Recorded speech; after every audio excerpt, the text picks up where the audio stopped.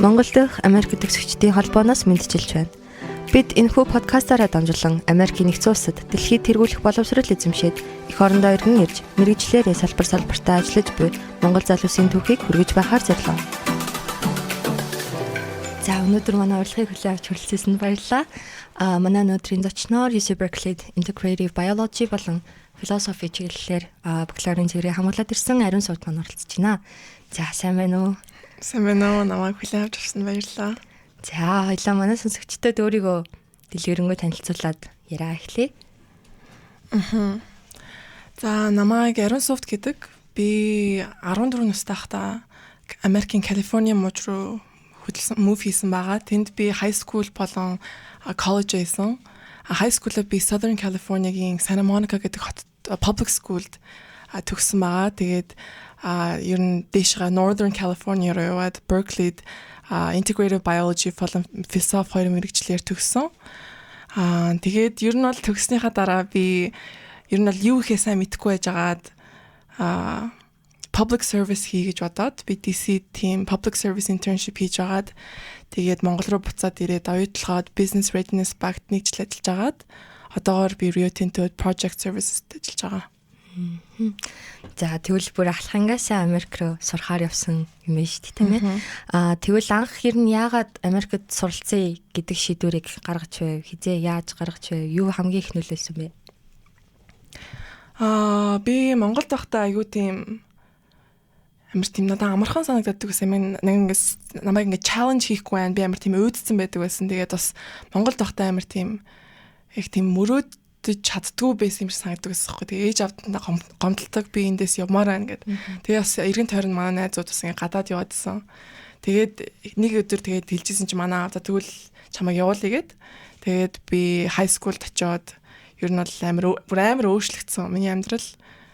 Тэр үед би нөгөө бахан smart Asian хүүхдүүдтэй ингээд нэг найзуудлаа явцсан. Тэгээд найзууд чинь чамд амар нөлөөлдөн шүү дээ. Тэгээд манай найзууд амар тийм амбицтай. Тэгээд амар топ сургуульд орё гэсэн амар мөрөдөлтөй хүмүүс байсан. Тэгээд тэр нь намайг амар тийм inspire хийсэн гэх юм уу. Тэгээд миний амьдралын trajectory-г амар өөрчлөөд яг миний хүсэж исэн challenge-ийг өгч чадсан. Тэгээд яг ингээд Америкт очиод Монголоос ирж байгаа гэдэг idea-тэйсэн болохоор надад амар их тийм I had to prove myself гэдэг тийм idea байдаг гэсэн болохоор I worked really hard. I worked really hard for 4 years for high school. Тэгээд хүссэн коллежд орж чадсан амар proud байдаг тийм. Тэгвэл яг ахлах сургуультай Америкт сурья гэдэг шийдвэрийг гаргаж ирсэн гэсэн юм шүү дээ. Тийм. Тэгвэл одоо шууд ахлах ангидаа ингээд Америкт очиод суралцахад Монголд сурж байгаад очиход хамгийн том ялгаанууд нь юу байсан? Ер нь Америкийн боловсролд ингээд дэлхийн нийтээрээ яагаад их ач холбогдол өгдөг байсан юм шиг одоо санагддаг вэ? Тэрний талаар үзлүүдлээ болтож. Ер нь амар том ялгаатай байсан. Би бол ерөөсөө тийм private сургуульд яваагүй public сургуульд байсан. Тэгээд тэр програм нь ер нь бол ингээд challenge хийж чадчихсан. Багш нар нь амар тийм сайн байсан. Багш нар нь ингээд амар inspire хийж чаддаг, тийм push хийж чаддаг. Тэгээд хүүхдүүд ер нь ингээд өөрийгөө sorry I want to challenge myself гэнгүй тийм боломжууд амар их байдаг юм санагдсан. Тэгээд одоо сургуулиас гадна хичээл ингээд hard angle авъя гэдгээс гадна ингээд амар олон extracurriculars хийх тийм боломжтой байсан. Монголд бол тэр нь жоохон few and rare байханд байгаа. Гэхдээ Америк бүр амар олон төрлийн хийх ингээд extracurricular opportunity өөрийгөө ингээд explore хийх opportunity байдаг амар гоё байсан. Тийм ер нь бол боломж нь хамгийн гоё байсан. Миний ингээд Америкт хийсэн нэг хамгийн гоё юм нь би high school senior байхдаа нэг юм applyдсан байхгүй biomedical research intern. Тэр үед би biology амар дуртай байсан. Тэгээд намайг амар гоё internер аваад зундаа. Тэгээд надад цалин өгөөд тэгээд би researchers-тай хамт ажилладаг байсан байхгүй. Тэр боломжийг би бүр ингээд it really changed me. It changed my interest in what I wanted to study. Тэгэл тийм боломж Монголд байсан бол олдохгүй байх гэж би бодсон. Тэгэл амар world class тийм medical centered би судалгаа хийжсэн 17 таахта. Тэгэл амар гой судлаачудаас амьдралынхаа түүхийг сонсоол. Тэгэл тиймэрхүү experience надад олдсонд Америк амар unique санагдсан. Тэгвэл өөрийгөө илүү нээж таньж мэдхэд тусалсан гэж ойлгож болох юм байна. Тэгвэл мэргэжлийнхаа талаар одоо илүү дэлгэрэнгүй бид бүхэнтэй хуваалцаж. Миний мэргэжил бол biology болон philosophy double major төгссөн. Би ер нь анх их сургуульд орохдоо амар lost байсан. I had no idea what I wanted to do. Тэгээд ер нь бол би biology сонгосон шалтгаан би амар тийм surgeon болъё гэдэг тийм мөрөдөлтөөс байхгүй юу. Амар тийм Grey's Anatomy үзсэн. Тэгэл амар тийм romanticize хийсэн юм чулхыг. Тэгэл би biology-д ороод pre-med tracker авчихсан байхгүй юу. Тэгээд амар it was challenging. Тэгээд би тэр challenge-д амар дуртай байсан. Ингээд I was really suffering. I kind of liked it. Гэхдээ I was only suffering. Тэгвэл ингээд I was taking really hard classes. Тэгэл тэр чинь амар хэцүү шттэ. Ингээд шинжлэх ухааны мэргэжлэр сурч чаар чинь ингээд би ингээд ангидаа амар сайн сурагч байсан чинь ингээд юу шалгалтын дунд чинь ингээд 30%, 20%, 50% гэх ингээд тэр нь дундч байгаа байхгүй. Тэгэхээр ингээд 200 300 хүүхдээ энийг анги авч байхад дунд чинь 30% авч байгаа байхгүй. Тэгэхээр амар ингээд хүний confidence өөртөө итгэл ингээд тэр бүх юм ингээд алддаг байхгүй. Тэгэл би нэг жил тэгэж явж байгаа л окей би амар miserable байна. Би амар ер нь л ингээд туртай юм хийгээд нөө дург юм юу ч мэдэхгүй байна гэж хагаад би нэг философи авсан байхгүй юу. Тэгтээ ер нь бол манай аав амар тийм философи төрлийн хүн. Тэгээд надад тэр философи background аягүй байсан. Тэгээд би та нэг философи авъя гэд би ancient philosophy члөө modern philosophy авсан. Тэгээд надад амар тийм magical санагдсан байхгүй юу. I was so happy. Ингээд миний ингээд асууж исэн, бодож исэн бүх юм ингээл миний толгойн доторх ертөнц ингээл гэл explode хийсэн юм шиг. Сократ тэгэл Descartes гэл бид нэр одоо бидний толгойн дотор ингээд болж байгаа ертөнцийг амар гоёор цэгцтэйгээр энэ хүмүүс бүр олон жилийн өмнө ингээд ярьсан explain хийсэн байх надад бүр амар exciting байгаа. Тэгээ за би biology-г 1-2 жил сурцсан тэрийг хайж болохгүй. Тэгээд I still like it because намайг амар ингээд challenge хийдэг, сурах юм их байдаг. Тэгээд тэгээ философиг хамт авч өгөө. Миний амар туртай байгаа мэрэгжил байгаа. I liked reading, унших туртай, бичих туртай байсан болохоор тэр хоёрыг авч явсан. Тэгээд хүмүүс ер нь бол миний хоёр мэргэжлийг сонсч амар гайхдаггүй. Яагаад ийм хоёр өөр мэргэжлэр сурсан бэ? Яагаад тийм илүү практиктай юм хийв гэж асуудаг байхгүй юу? Хүмүүс ч ихэнхдээ ингээл finance чиглэлээр явна, эсвэл бизнес чиглэлээр явбал тэгээд ажил олоход амар амархан байдаг шүү дээ, тий. Тэгээд миний хувьд бол ер нь бол бакалаврын боловсрол болыг ингээд яг ажил олох гэж биш, харин яг өөрийнхөө дуртай юмаа сурах нь амар чухал гэж боддог. Яагаад гэвэл би хизээч нэг харамсахгүй байхгүй юу? Хэрвээ би ингээд finance-аар сурлаа. Энэ finance надаа ажил олоход хэрэгтэй мэргэжлийг явсан бол би харамсах байхгүй юу? Тэгэхээр миний бодлоор яг ингээд ялангуяа бакалаврынхаа мэргэжлийг сонгоход заавал ингээд ээж аваахаа юу хэлсэн биш, ажил олоход биш, харин өөр чин их хэр сонирхолтой байна. Сонирхолтой хам бол чиний mind jam engaged болоод чи ингээд сурахад илүү гой сурдаг байхгүй юу? Тэгээд тэр 4 жилийнхаа хугацааг ямар ч байсан гой байлгах нь бол чиний үүрэг гэж би амар боддог хүүхдүүд бол. За баруун миний дараагийн асуух гэсэн асуултанд хариулчихлаа. Мэргэжлээ сонгох гэж байгаа залууст юу зөвлөх вэ гэсэн асуулт байсан.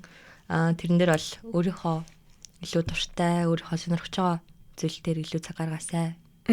Зөвлөх юм байна тийм үү? Окей. За мэргэжлээ сонглоод их сургууль apply хийх үедээ ер нь ямар процессор apply хийсэн бэ? Тийм, би ер нь бол их сургуульд apply-дах амар их бэлдсэн. Тийм. Ер нь бол миний өмнө хэлсэн шиг манай найзууд бүгдээрээ амар тийм том сургуульд орно гэдэг тийм өрөөдөлтэй байсан. Тэнгүүд бүгдээрээ л яг 9 дугаар ангиас эхлээл их сургуулийг бодож эхэлсэн.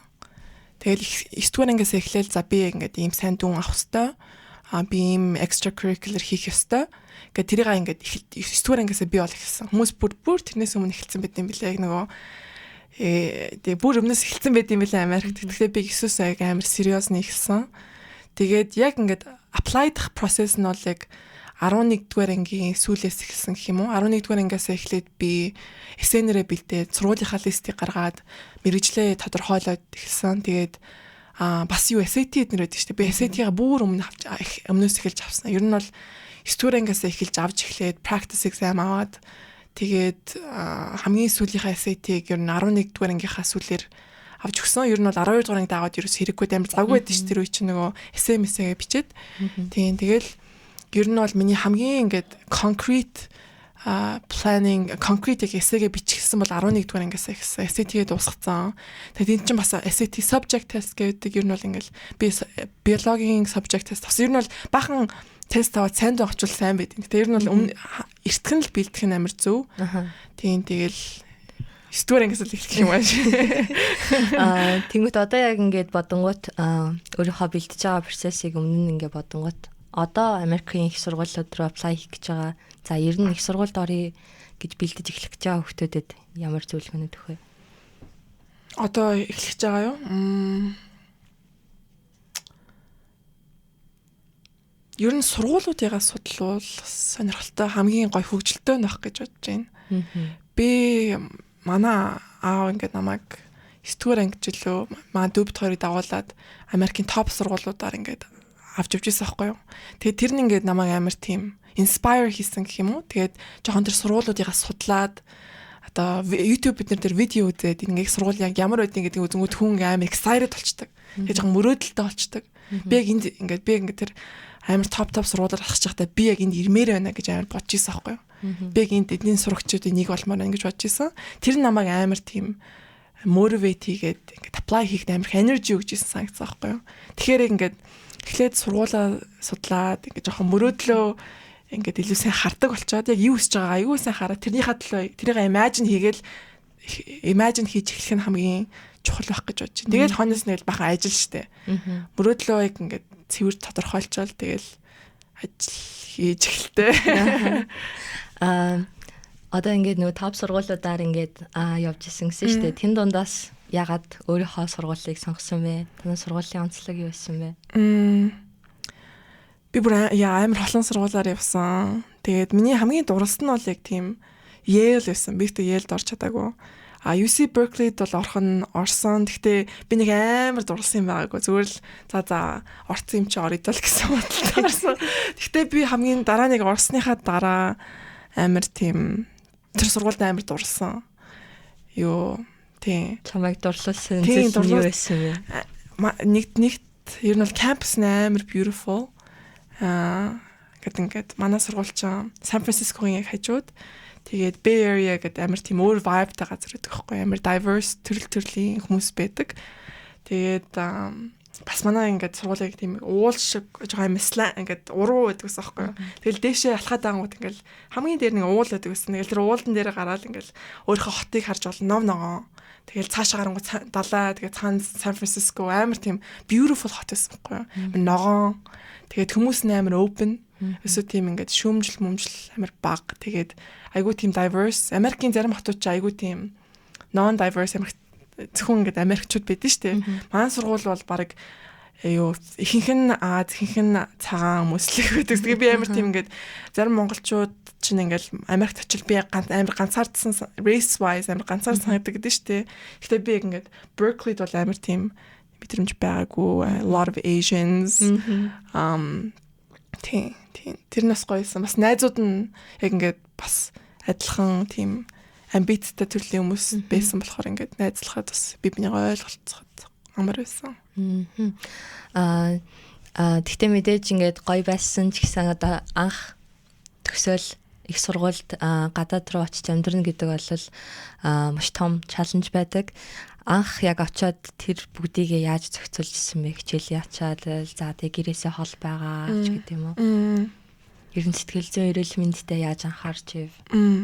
Тийм би тийг надад сул чинь нэг амар өдөр нь бодогддог байхгүй. За би ингээд нэгдүгээр курстэй 18 та Монгол 100 байжгаад ганцаараа очдөг байхгүй юу? 2 чемоданаа барьцсан. Тэгэл амар хөөрх юм бодчихсон. Бүх юм бэлэн байна гэж бодож ирсэн шүү гаан. Тэгээд дорм дээр эхлээл онгоцны бодол дээр очиод ингээл бүх юма барайл сургууль дээр очиод тэгэл буруу газараа буугаад 2 чемоданаа ингээл манайхаа нэг уул жоохон уруу байдаг гэдгсэн шүү. Тэгэл 2 чемоданаа барьсан ингээл дээшээ алхаад бүр амар халуун ганцаараа тэгэл өрөөндөө очисон чинь юу ч байхгүй, би давуу байхгүй, хүнжил байхгүй, юу ч байхгүй. Тэгэл харсан чинь манай өрөөний охины ээж аав нь ирсэн. Бүгдээрээ ингээл энэ бол Америкт байгаа хүүхдүүд ээж аав нэг хамт очиж мувийн хийхтэн тусалдаг байхгүй. Тэгээ би тэрийг ерөөсө бодог манай аав ээж Монголд. Тэгээд би бүх юмаа өөрөө ингээд мувийн хийж захтаж байгаа юм сайд байсан гэх юм уу. Тэгээд ер нь бол айгүй сайн бэлтгэлтэй очих нь амар чухал юм байлээ. Яг юу хэрэгтэй. Тэгэхгүй л ингээд яг ганцаараа очиж байгаа бол ингээд амар surprise юм байхгүй. Тэгэл би л ганцаараа л ингээд IKEA явж юмаа олно ингээл те.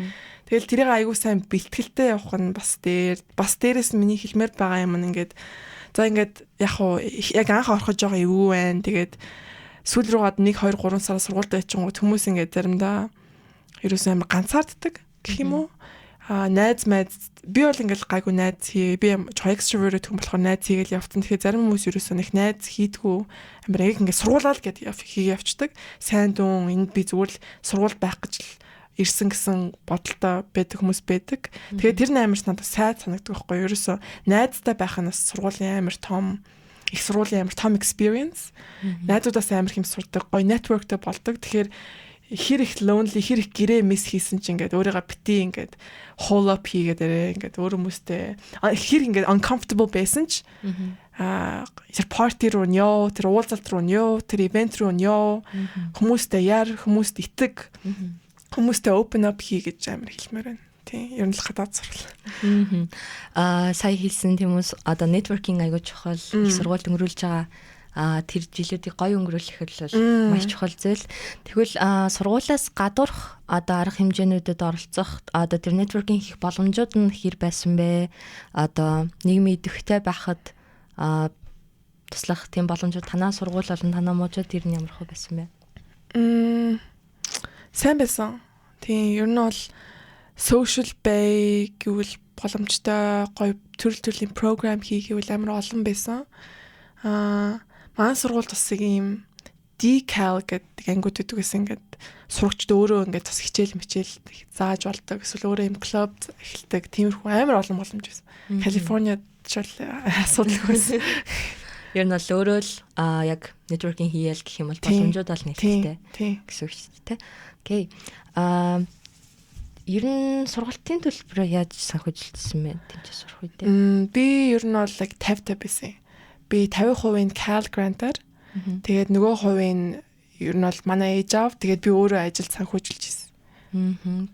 Сурж байхдаа давхар ажиллаж исэн гэсэн үг шүү дээ. Яг сураад ажиллаад гэрээсээ хоол тэнгуут ингээд өөр ер нь ямар бэрхшээлүүд тулгарч исэн ер нь очихоос өмнө мэдвэл зүгээр юм байна гэж бодож байгаа зүйлтэй. Ер нь ажил сургуулийн балансыг олох нь амар чухал гэх юм уу? Би анх ингээд part time ажил хайж байхдаа амар тийм хамаа намайг боддог гэсэн юм ингээл за ямар ч free time байсан би зүгээр ажиллаж ийн гэд бодчихин. Тэнгүүд ингээл хагасаа бүтсэн ажлын дараах бүх цаг чинь ингээл тийм part time ажлын labor хийчихэнгүүд амар тийм study хийх цагаас ч амар авдаг юм шиг санагдсан. Тэгээд maybe of course you need the money. Гэхдээ you also need to make time for studying.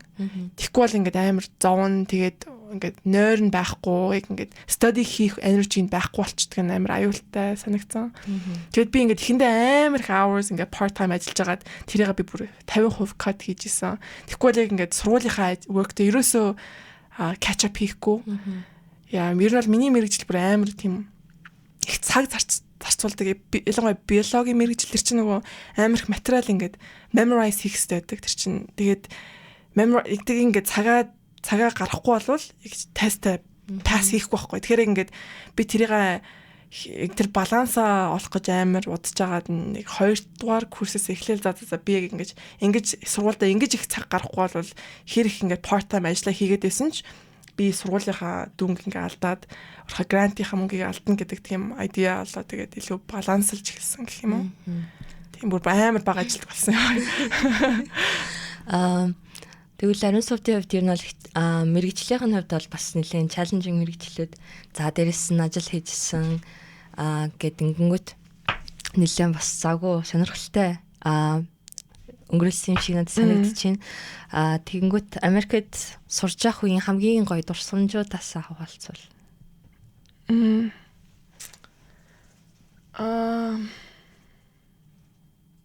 Хамгийн гоё дурсамжууд нь ер нь бол найзуудтай л байсан уу явах та. Тийм би яг ингээд 1-р курсээс эхлээд яг аюу сайн найзуудтай болсон. Тэгээд амар гоё идэх байсан юм аа. Тийм ерөөсөө тийм тэднэрийг л санаж байна.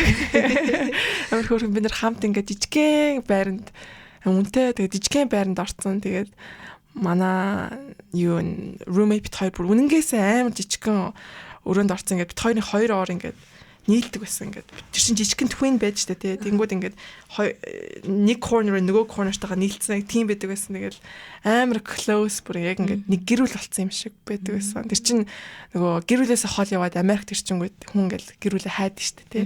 Тэрэн шиг би яг ингээд өөрийнхөө гэр бүлийг олцсон. Тэгэл айгүй close болсон байсан. Тэгэл манай найзууд гэрлэгөө уурал тэдний хаана амьдардаг, ямар газар өссөн мөснөө танилцааш. Тийм яг ингээд их сургуулийн минь хамгийн ингээд нандин үе бол ингээд би яг өөрөө гэх юм ингээд би яг ямар хүн болцсон байсан бэ гэдэг нь амар нандин байсан гэх юм уу. Би амар тийм open хүн болцсон байсан. Амьдралдаа амар ингээд curious, амар сониуч анх удаа ээжээс хол явцсан. Амьдрал ийм байж болд юм биш үү? Ийм хүмүүс ийм амьдралтай байд юм биш үү гэдэг тэр үйл амар нандин байсан гэх юм уу. Open, curious болцсон байсан. Одоо ч гэсэн найзтайгаа холбоотой байдаг тий. Тийм. Тэнцээ байхдаа ер нь хэр их аялж исэн бэ? Би ер нь бол эхний хэдэн жилдээ ерөөсөө нэг аялаагүй найзуудынхаа мууж руу явж байсан. Гэхдээ хамгийн сүүлд би сүүлийнхаа семестрт би Англид study abroad хийжсэн байхгүй юу? King's College London гээд. Тэнд тахад би айгу аялж исэн гэх юм уу. Би тэнд хахад Итали руу явж 3 хот үзээд тэгээд Унгар руу явж Унгард байгаа Монгол найзуудтайгаас уулзаад тэгээд бас Англид сурах амар гоёсэн тий. Ер нь ингээд гадаадас сурж байхдаа аялахад ямар зөвлөгөө өгөх вэ ер нь? Ер нь миний бодлоор яг аялмаар байгаа юу сурагчд бол нэг exchange program гэж сургууль бүр байдаг байхгүй юу. Тэгээд ер нь ингээд өөрийнхөө schedule-ыг аягүй сайн харж агаад за би ийм ангиудыг өөр оронд авч болох юм байна гэд сонгочдөг байхгүй юу. Ер нь бол study abroad program гэж сургууль бүрт байдаг. Тэгээд сургууль бүр ингээд Европ, Америкийн өөр Аз амар олон газар бичдэг. Тэгээд заримдаа тэгж явах нь илүү хямдхан байдаг.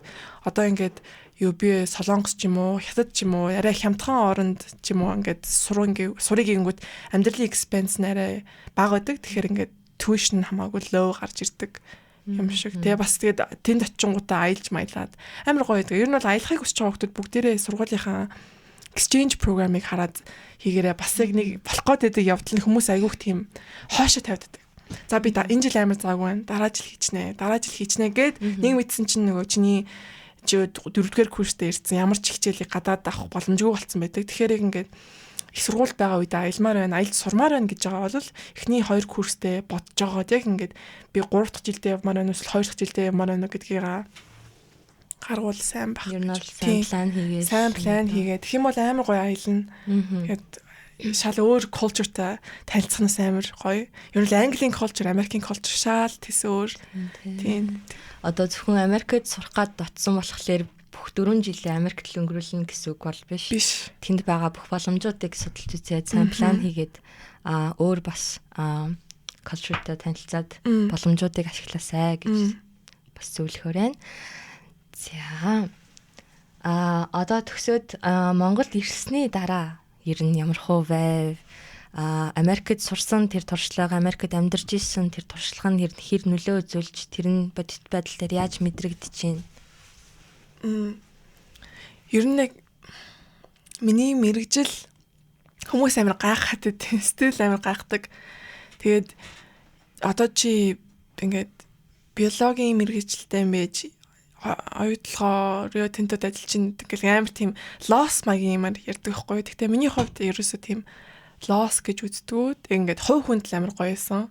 Тэгээд би ингээд ийм 2 өөр мэрэгчлэр суучаад Монголд ирэхэд яг юу ихээч сайн мэдээгүй л дээ. Гэхдээ би их сургуульд байхдаа ч юу ихийг мэддэггүй байсан. Тэгэл Монголд ирчээл би баахан газар руу apply даал. Бүр амар олон газар руу apply хийсэн. Би бүр Зангагийн pro болсон байсан. Бүр амар олон интервьюд яваад би бас нэг амар олон жил Америкт амьдарсан. Тэгээд миний монгол хэл жоохон муудсан. Тэгээд бас ингээд жоохон өөртөө ихтгэлгүй байсан ирчээд. Тэгээд би бүр амар мянган олон компанитай ярилцсанд ороод тэр ихтгэлээ би буцаад авч ирсэн хөө өөрийнхөө ихтгэлийг. Тэгээд явж байгаад хамгийн ингээд гайгүй vibe нийлсэн хүн босстойгоо би ажилд орж ирсэн байхгүй. Тэгээд ер нь бол ингээд Монголд ирээл мэрэгжил хамаагүй санагцсан. Зүгээр л яг ингээд өөрийгөө challenge хийгээд өөрийгөө юу хийхээ мэдгүй бол зүгээр л explore олон газрыг үз, сонирхоод үз тэ. мэдээж хүн бүр ингээд өөрийн гэсэн ингээд хүсэлтэй байгаа би юм хиймээр байгаа юм хиймээр байгаа гэл те тэднийгээ бүгдээр нэг нэгээр нь ингээд чек хийгээд үз. Тэгэхгүй бол харамсахгүй гэж боддог. Би ингээд ихэндээ зөвхөн тийм яг ингээд төгсчөөд миний зорилго юм байсан байхгүй. Би зүгээр ингээд хүмүүс сайн нөлөөтэй ажил хиймээр байна гэд би DC public service-ийн ажил хийжсэн байхгүй юу. Тэгээ Монголд ирчээд яг тэрүүгээрээ хий ингээд тэрийг амар батцсан явж байгаад ерөөс нь над нэг таарсан ажил олохгүй байгаадсан байхгүй. Тэгэл би амар шантраал. За би нэг хийхсгүй юм мөрөө гэж хагаад за би бас нэг private sector-ыг амар сонирхдаг байсан. Тэгээ тийм corporate ажил хийгээд үзийгээд орсон чинь бас надад айгу таараадсан байхгүй. Тэгэхээр ер нь бол ингээд юу хийхээ мэдгүй байгаа үе зүгээр л explore хий. Буруу сонголт гэж байхгүй. Сонголт бүрээс чи юм сурдаг. Every failure is a learning lesson гэж бодонгууд ингээд ерөөсөө алдсан ч өөрийгөө тэгэж амар готролтой авахгүй илүү гоё. За би нэг юм сурчлаа гэсэн. Идеатай байхад нь зөв байх гэж би боддог. Тэр нь бол бангийн суралцж байгаа гэдэг mindset. Even алдаал бүтлгүүцсэн явдлыгаа yes I learned тэнгуүтээ бас ингээ embarrassed байсан ч за embarrass хүмүүс юу гэж бодсон явна матай гэсэн. Бодлоо зүгээр л try хийгээд байл гэж боддог. Одоо бас Америк төгсөгчдийн холбоогийн масад байгаа тий. Ер нь анх ягаад бас масад орё гэж бодсон бэ? Би ер нь ингээд нэг жил амар тийм comfort zone-д амьдэрсэн юм шиг санагдсан гоё уйдлахад байхдаа амар тийм ерөөсөө өөрийгөө challenge хийхгүй илүү юм хийхгүй байгаадс амар анзаарсан. Тэр нь намайг амар тийм unhappy болгосон гэдгийг амар мэдэрсэн байхгүй юу. Тэгээд энэ жил би яг ингээд 24 25 онд яг ингээд өмнө байсан их сургуульд байсан совдаашгаа ингээд ахлах сургуульд байсан совдаашгаа буцаад явмаар байна гэдэг шийдвэр гаргаад масад тийм volunteer ажил хий гэж шийдсэн байгаа юм. Ер нь ажил хичээлийн хажуугаар иймэрхүү одоо volunteer networking иймэрхүү одоо програм сайн дурын ажлууд хийх нь ямар өөрийгөө чтэй байдаг вэ? Хүмүүс тэр нь юу гэж яриад байна? Надад бол хамгийн өгөөж нь ингээд хамгийн том өгөөч нь ингээд хүмүүс нь байдаг юм санагдсан. Ер нь бол мэдээж одоо ингээд different program volunteer хийгээл энэ board member болоод энэ path-н дээр амар тийм замд нь амар тийм хүмүүстэй танилцдаг юм шиг санагддаг. Тэгээд хүн бүрээс ингээд юм сурах юм байдаг юм шиг санагдав. Надаас ингээд амар олон лаг хүмүүс байгаа штэ. Тэр хүмүүсийг ингээд observe хийгээд яаж ингэж хүрсэн, ямар юм personality хүрдээ ингээд сурах нь амар гоё байдаг. Тэгэл тиймэрхүү хүмүүсээс л их сурдаг төрлийн хүн. Би бол тийм хүн. Тэгээд бас амар social хүн болохоор тэр талаараа л надад амар таалагддаг. Гой хүмүүстэй connection хийгээд суралцаад өөрийгөө improve хийхэд амар тусалдаг гэж боддог. За бас манай масаа дэлсэж орсонд баярлалаа. За манай сүүлийн асуулт ер нь Америкт сурахаар төлөвлөж байгаа залуустай хандаж юу зөвлөх вэ?